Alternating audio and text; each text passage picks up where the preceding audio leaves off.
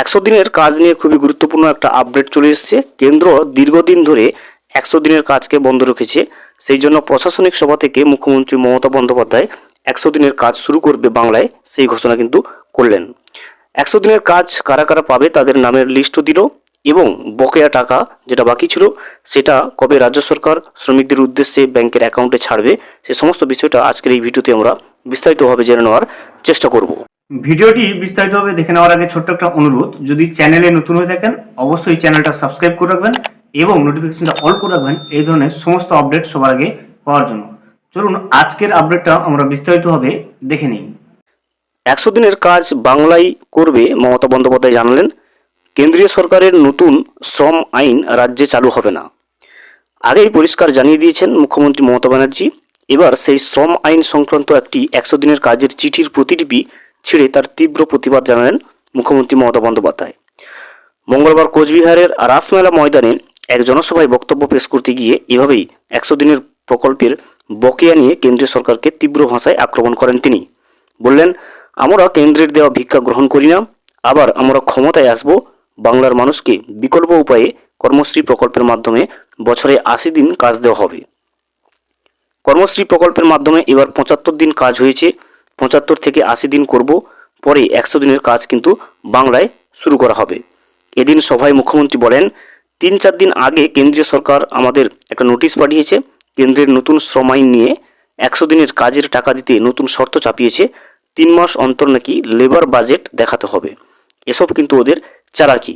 এটা ডিসেম্বর মাস, মার্চের বাজেট কিন্তু শেষ হয়ে যায়, কি করে হবে? একটি গ্রাম সভায় নাকি 10 জন কাজ পাবে, এক পরিবারে তো 10 জনই থাকে, আবার প্রশিক্ষণও দিতে হবে, কি করে হবে এত কম সময়ে? কবে কাজ দেবেন এই চিঠির কোনো ভ্যালু নেই, আমরা এসব শর্ত মানি না, এটা অসম্মানের। চলতি বছরের নতুন শ্রম আইনের প্রস্তাব পাশ করেছিল কেন্দ্রীয় সরকার। দেশের বিভিন্ন রাজ্যের 44টি আলাদা আলাদা শ্রম আইনকে সংগঠিত করে নতুন 4টি শ্রম আইন চালুর প্রস্তাব দেওয়া হয়েছিল। নতুন শ্রম আইনে নভেম্বর থেকে সেই শ্রম আইন কার্যকর হয়ে যায়। সেক্ষেত্রে রাজ্যের তরফে আগেই জানানো হয়েছিল এখানে নতুন কোনো আইন কিন্তু মানা হবে না। মঙ্গলবার কার্যত জন অরণ্যে পরিণত হয়েছিল কোচবিহারের রাসমেলা ময়দান।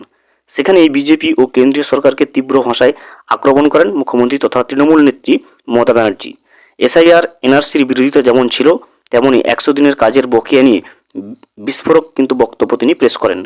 সভার শুরুতেই নিজের বক্তব্যের সুর বেঁধে দিয়েছিলেন মুখ্যমন্ত্রী। বলেন, আমরা তৈরি করেছি উন্নয়নের পাঁচালী, এটি আমাদের 14.5 বছরের যাত্রার একটি দলিল। ক্ষমতায় আসার পর প্রথম 1 বছর কেটেছে সিপিএমের রেখে যাওয়া আবর্জনা পরিষ্কার করতে। আমি হাতে পেয়েছি মাত্র 13 বছর। এরপরই তিনি বলেন, আমি ওদের বিজেপির মতো টাকার বিনিময়ে কিন্তু ভোট কিনি না। আমাদের সঙ্গে মানুষের ভালোবাসা রয়েছে, সেই ভালোবাসা দিয়েই কিন্তু ভোট আসে আমাদের কাছে। নির্বাচনের সময় আমরা কোনো সুবিধে নিই না, আমরা যা বলি তা করে দেখাই। ভোটের সময় যেসব নাটক চলে, উজ্জ্বলা গ্যাস প্রকল্পের নাম করে চা বাগান খোলার কথা বলে, এসব কিন্তু আমরা বরদাস্ত করব না। বিজেপিকে নিশানা করে মুখ্যমন্ত্রী মমতা ব্যানার্জির প্রশ্ন ছিল, তোমরা বিহারে কি করেছো? যাদের ফোন, বাইক, টিভি আছে তারা সুবিধে পায়নি।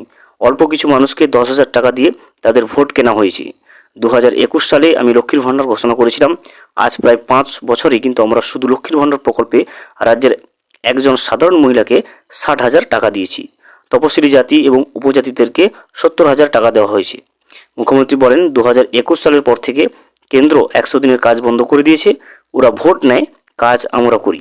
আমরা বহু চা বাগান খুলেছি এবং শ্রমিকদের মজুরিও কিন্তু বৃদ্ধি করেছি। এদিন মুখ্যমন্ত্রী কেন্দ্রের বিরুদ্ধে অভিযোগ করে বলেন, শুধু 100 দিনের কাজেই আমরা 51,627 কোটি টাকা পাইনি। এই টাকা লুকিয়ে রাখা হয়েছে, ভোটের ঠিক আগে এই টাকা কিন্তু ছাড়বে, তখন আর উন্নয়নমূলক কাজ করার সময় থাকবে না। ডিসেম্বরে টাকা দিলেও মার্চে অর্থবর্ষ শেষ হয়, কাজ কিভাবে হবে? মুখ্যমন্ত্রী জানিয়েছেন, মনরেগায় কাজ করা গরিব মানুষের মঞ্জুরি মেলেনি, তাই 59 লক্ষ মানুষের হাতে রাজ্যের তহবিল থেকে 2700 কোটি টাকা দেওয়া হয়েছে। কর্মশ্রী প্রকল্প শুরু হয়েছে। কর্মশ্রী প্রকল্পে 78 লক্ষের বেশি মানুষ কিন্তু জব কার্ড পেয়েছে। এরপর এসআইআর এনআরসি নিয়ে কেন্দ্রের বিরুদ্ধে ঝাঁঝালো আক্রমণ শোনান মুখ্যমন্ত্রী মমতা বন্দ্যোপাধ্যায়।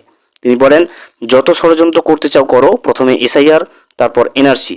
এনআরসি আমরা হতে দেব না, বাংলায় একটাও ডিটেনশন ক্যাম্প হতে দেব না। বাংলা থেকে কাউকে তাড়ানো হবে না। হিন্দু, রাজবংশী, তপশিলি, আদিবাসী, বৌদ্ধ, সংখ্যালঘু, তোমরা সবাই আমার গলার মালা। কেউ বিভাজন কিন্তু করতে পারবে না। বাংলা অখণ্ড থাকবে। এদিন কেন্দ্রকে কড়া বার্তা দিয়ে মমতা বলেন, সোনালীদের ছাড়িয়ে এনেছি, এবার বাকি 4জনকেও ছাড়িয়ে নিয়ে আসবো। তিনি বলেন, সোনালী ভারতীয় নাগরিক, সব কাগজপত্র থাকা সত্ত্বেও তাকে বিএসএফ বাংলাদেশে পাঠিয়ে দিল। তারপর শুরু হলো অত্যাচার, এমনকি খেতেও পাননি তিনি। বাংলা থেকে খাবারের জন্য টাকা পাঠানো হতো। কেন্দ্রীয় সরকারের তরফ থেকে তাদের দেশে ফিরিয়ে আনার জন্য কিছুই করা হয়নি। আমরা তাকে জেল থেকে ছাড়িয়ে এনেছি। কমিশনের ঘোষণা অনুযায়ী এসআইআর এর চূড়ান্ত তালিকা প্রকাশিত হবে 14ই ফেব্রুয়ারি। তার পরের দিনই কিন্তু নির্বাচন কমিশন ভোট ঘোষণা করে দিতে পারে বলে আশঙ্কা প্রকাশ করেন।